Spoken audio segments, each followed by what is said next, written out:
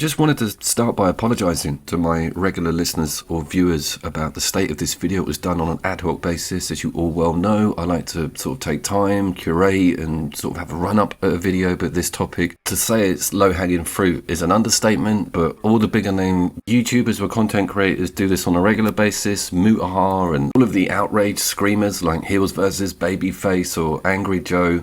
I've got to get on that bandwagon. The channel's not going to make it to the end of the year, so let's see how we get on with this topic. Brings me on briefly to shorts. I've run this channel for 7 years and have never put one short out. The pressure that YouTube puts me under to produce one, even on the surveys or even on the promotion in the studio, every day it's like, make a short, you've got to get the shorts done. They're only there for YouTube to compete directly with TikTok.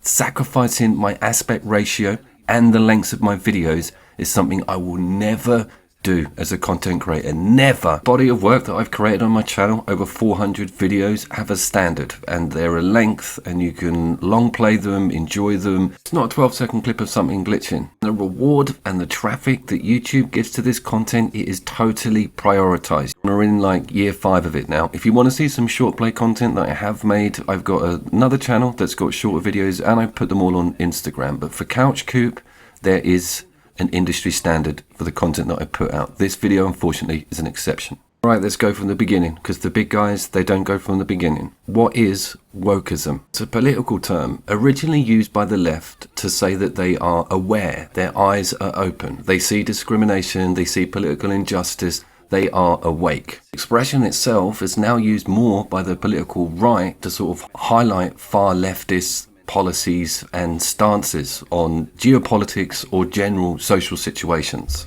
Black Lives Matter would be considered extremely woke. The trans movement, very woke. LGBTQ changes in recent years is also pointed towards wokeism and a general sort of erosion of the individual. Wokeism or far leftist policies, they want to put everybody into chunks or tribes. People of colour, white indigenous males, everybody's got to have a label. It's a very, very dangerous angle to be looking at politics from. Why on earth could it be dangerous? These people seem really nice. These blue-haired, nose-ringed tweeters have nothing but nice things to say about the world. What it points to is censorship. I'm lucky enough to be quite well travelled and spent 7 years living in the Middle East under Sharia law and dealing with all of the sort of internal domestic laws that apply to working in that country as a foreigner or even as a tourist. It makes you aware that wokeism is definitely a Western affliction. If you go to a religious country or visit anywhere kind of out of Europe or the US, you'll realise that it gets very little airtime politically. Where did it come from? Jesus, this is funny. They reckon you can trace it back to a Tumblr post about Glee, a Tumblr account that was very, look at all the injustice in the world against X, Y, and Z. Thus it snowballed into this horrendous movement that we're all now having to deal with on a day-to-day basis. Do I consider myself woke? Well, hopefully not, and hopefully not in the eyes of the left. Because of my colossal age, I can quite clearly remember Tony Blair in the UK being in power. I was in my early 20s and I was an extreme liberal, so wokeism wasn't around then. I was very against the UK's corporatism, I didn't like capitalism, I was anti-government. All of these things perfectly aligned with my attitude at the time, because I didn't own anything, renting a flat. You don't really realise until you get assets how conservatism works or right-wing politics. Now, I have had the political landscape quite literally move under my feet. My values haven't changed since the early 2000s, but the left and the far left's values have. And that's something I don't want to be a part of. Now, let's get to GTA and how fantastic a subject this is with the current political situation going on. If you don't know,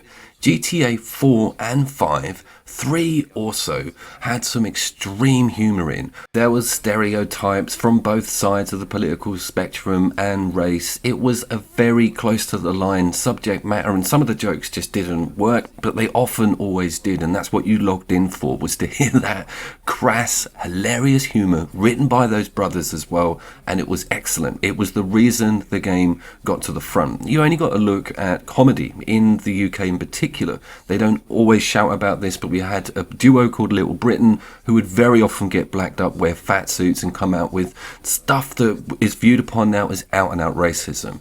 So the metamorphosis is going to be so interesting. How are Rockstar going to handle this? South Park has managed to survive the whole way through this movement, and they've just come out with the Panda Stone special. They've focused on Disney and some of the disasters that they've created for themselves. And I think how I look at this situation, and this is probably the best way to look at it, it's going to be hilarious either way. Just think this through. Let's say Rockstar completely turn their back on the political left and come out with a similar game as 5, win for everybody. Let's say they pander to it all, and there's trans crossroads, and you've got to do Aziz them, and everything is just had the joy sucked out of it. That's going to be just as funny as well. The executives at Rockstar have got to be sitting there thinking, we're damned if we do, and we're damned if we don't. Also, one of the Hauser brothers has left since GTA 5, so I don't know if that's going to change anything.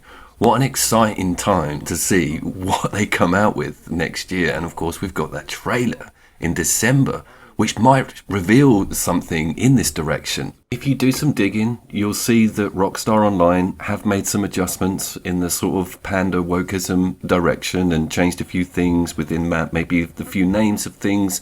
But again, they haven't given it a facelift or anything. There's still some of that base level offensive humour in there. Most of it is found in the radio and the talk radio stations. I'll be really keen to find out how they play that going forward. I did also want to mention GTA is one of the few games on the planet that actually influences my music taste.